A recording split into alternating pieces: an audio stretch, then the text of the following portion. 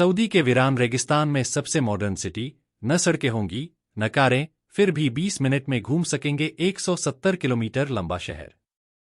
भारत की राजधानी दिल्ली 1483 वर्ग किलोमीटर में फैली हुई है। अगर हम कहें कि इसे महज 40 वर्ग किलोमीटर में समेटा जा सकता है, वो भी बिना आबादी कम किए। आप कहेंगे आइडिया तो अच्छा है, लेकिन यह होगा कैसे? सऊदी अरब का दावा है कि उसने इसका हल निकाल लिया है। वो एक ऐसी फ्यूचर सिटी बना रहा है जो पूरी दुनिया के शहरी रहन-सहन में क्रांति ला देगी। क्राउन प्रिंस मोहम्मद बिन सलमान ने इसका डिजाइन लॉन्च किया और 2030 तक तैयार करने का टारगेट रखा है। आज की मंडे मेगा स्टोरी में कहानी दुनिया के सबसे अनोखे शहर द लाइन की। एक राजकुमार का ख्वाब। सऊदी अरब के क्राउन प्रिंस मोहम्मद बिन सलमान ने जुलाई 2022 में एक अनोखे शहर का डिजाइन लॉन्च किया। ये शहर अनोखा इसलिए क्योंकि इसकी चौड़ाई महज 200 मीटर और लंबाई होगी 170 किलोमीटर। ये पूरा शहर शीशे की 2 दीवारों के बीच होगा। बाकी चारों तरफ प्रकृति ज्यों की त्यों रहेगी।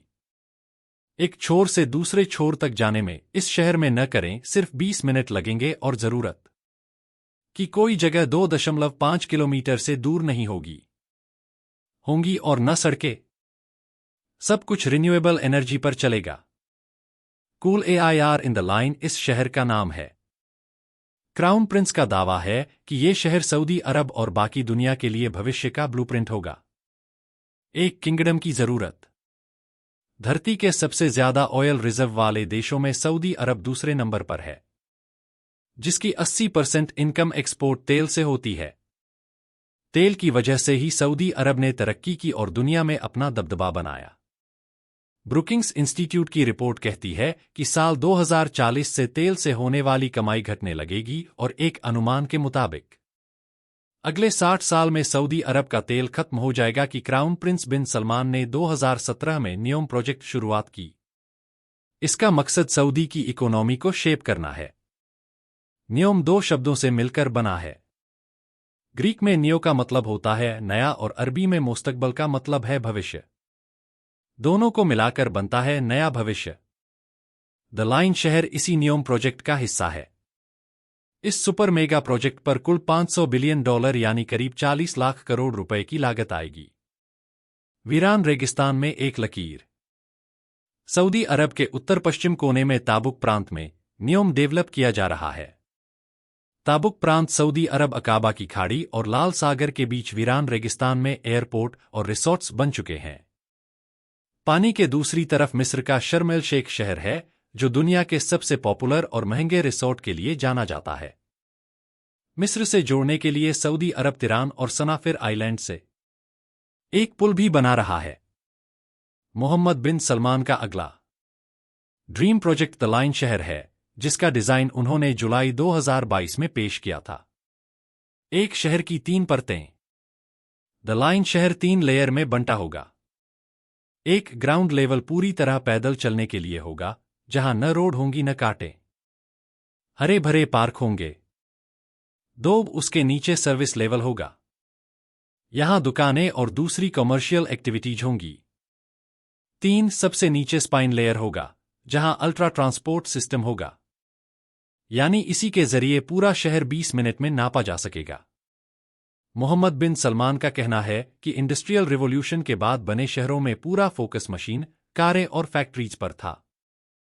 हालांकि वीरान रेगिस्तान में लकीरनुमा इस शहर का पूरा फोकस क्या इंसानों पर ही रहेगा? इसका जवाब वक्त ही बताएगा।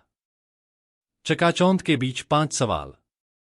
द लाइन सिटी को लेकर 5 बड़े सवाल खड़े हो रहे हैं। 1. ये शहर 500 मीटर ऊंची 2 दीवारों के बीच बसा होगा। क्या यहां रहने वाले लोग आसपास की प्रकृति से कट नहीं जाएंगे? 2. सस्टेनेबिलिटी और कम समय में यात्रा के लिए 170 किलोमीटर लंबा शहर बसाने से क्या फायदा होगा? 3. क्राउन प्रिंस और आर्किटेक्ट्स के नजरिए से ये डिजाइन इस शहर में रहने वाले लोगों के लिए कितना यूजफुल होगा? 4. द लाइन शहर के लिए उस इलाके में सदियों से रहने वाले अलहुवैतात ट्राइब्स को क्यों हटाया जा रहा है? 5. सऊदी अरब की रियाद में करीब 60 गगनचुंबी इमारतें खाली पड़ी हैं। ऐसे में द लाइन में कौन रहने जाएगा? कोशिश नई, कॉन्सेप्ट पुराना। लीनियर सिटी यानी एक लाइन के इर्द गिर्द पूरे शहर का मॉडल बिल्कुल नया नहीं है। पहले भी ऐसी कोशिशें हो चुकी हैं। Spanish city planner, Soviet planner Nikolai Arturo Soria Mata ने अलेक्जेंड्रोविच ने 1920 के 1882 में ही लीनियर सिटी दशक में इस मॉडल को का मॉडल बना दिया था। आंशिक रूप से वोल्गोग्राद शहर में डेवलप करने की भी कोशिश की। 1950 के दशक में ब्राजील ने बिल्कुल स्क्रैच से नई राजधानी बनाई, जिसका नाम ब्रासीलिया था। इसका डिजाइन भी लीनियर सिटी जैसा ही था। 1965 में अमेरिकन आर्किटेक्ट्स माइकल ग्रेव्स और पीटर इंजमैन ने भी लीनियर सिटी डिजाइन की थी। उनका विजन बोस्टन से वाशिंगटन तक एक सीधी रेखा में अर्बन ब्लॉक बनाए जाने का था। ब्लैक मिरर, क्राउन प्रिंस ने द लाइन शहर का जो डिजाइन पेश किया है वो ब्लैक मिरर और ब्लेड रनर जैसी साइंस फिक्शन फिल्मों से भी मिलता जुलता है। ब्लेड रनर 2049 सुपर फ्लॉप हुए मेगा प्रोजेक्ट्स। हाल के दशकों में ऐसे कई मेगा प्रोजेक्ट्स थे जिन्हें बनाने में अरबों डॉलर खर्च हुए, लेकिन वो सुपर फ्लॉप हो गए। म्यांमार की नई राजधानी नेपिडो 2006 में $4 अरब यानी करीब 30,000 करोड़ से बनी नई राजधानी नेपिडो। यहां लोग रहने नहीं गए, इसलिए इसे घोस्ट कैपिटल भी कहते हैं। दुबई का नखील हार्बर एंड टॉवर 2003 में $38 बिलियन यानी करीब 3 लाख करोड़ रुपए के प्रोजेक्ट का प्रस्ताव दिया गया था। 2009 की आर्थिक मंदी के बाद इसे रद्द कर दिया गया। चीन की कांगबाशी घोस्ट सिटी, चीन ने इसे ओर्डोन्स रेगिस्तान में करीब $1 बिलियन खर्च करके बनाया था। 10 लाख लोगों के लिए बनाए इस शहर में करीब 20,000 लोग ही रहते हैं। नॉर्थ कोरिया का युग्योंग होटल 1987 में राजधानी प्योंगयांग में बनना शुरू हुआ, लेकिन आज तक कंप्लीट नहीं हो सका। ये दुनिया का सबसे ऊंचा वीरान होटल है।